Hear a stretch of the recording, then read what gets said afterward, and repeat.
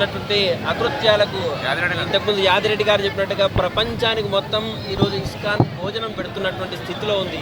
ఒక అన్నపూర్ణను అంటే అమ్మను దండినట్టుగా భావిస్తూ ఉన్నాం. ఈరోజు ఆయన అరెస్ట్ చేయడము, అక్కడ ఉండేటువంటి ఆస్తుల ఇస్కాన్ సంబంధించినటువంటి ఆస్తులను ధ్వంసం చేయడము, స్వాధీనం చేసుకోవడం అక్కడ ప్రభుత్వాలు, ఇది చాలా హేయమైనటువంటి చర్య. దీన్ని తీవ్రంగా ఖండిస్తూ ఉన్నాం.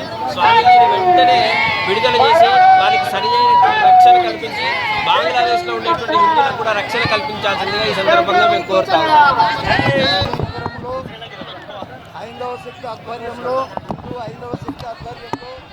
బంగ్లాదేశ్లో జరుగుతున్నటువంటి అరాచక హిందువులపైన దాడులు జరుగుతున్నటువంటి ఈ గతంలో కూడా బంగ్లాదేశ్లో మన హిందువులను అరాచకంగా హిందువుల ఆస్తులను నాశనం చేసి ఈ మధ్యలో నిన్న మొన్న ఒక ఆధ్యాత్మిక సంస్థ అయిన ఇస్కాన్ టెంపుల్ ఒక ప్రభుదాస్, కృష్ణ ప్రభుదాస్ అనే వ్యక్తిని అరెస్టు చేసి ఆ యొక్క వ్యక్తిని అరెస్ట్ చేసి ఇస్కాన్ వాళ్ళ భక్తులను కూడా ఇబ్బందులు పెట్టి ఇస్కాన్కు సంబంధించిన ఆస్తులు, ఇస్కాన్కు సంబంధించిన బ్యాంకులో ఉన్న అమౌంట్ను కూడా సీజ్ చేసి వాళ్ళకి చాలా రకాలుగా ఇబ్బంది పెడుతున్నారు. కనుక ఈరోజు పాలమూరులో ఇస్కాన్ అంటే గొప్ప, ప్రపంచంలో అతిపెద్ద సంస్థ.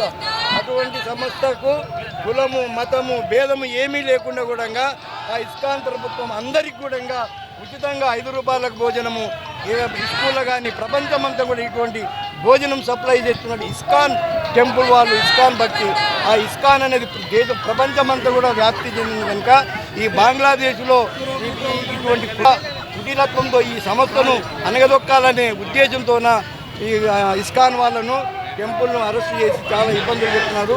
ఇది ప్రపంచంలో మన భారతదేశంలో మొత్తం కూడా ఈ రోజు నుంచి 4, 5 తారీఖు 10 తారీఖు వరకు కూడా ఇటువంటి నిరసన కార్యక్రమం జరుపుతూ ఉన్నాము.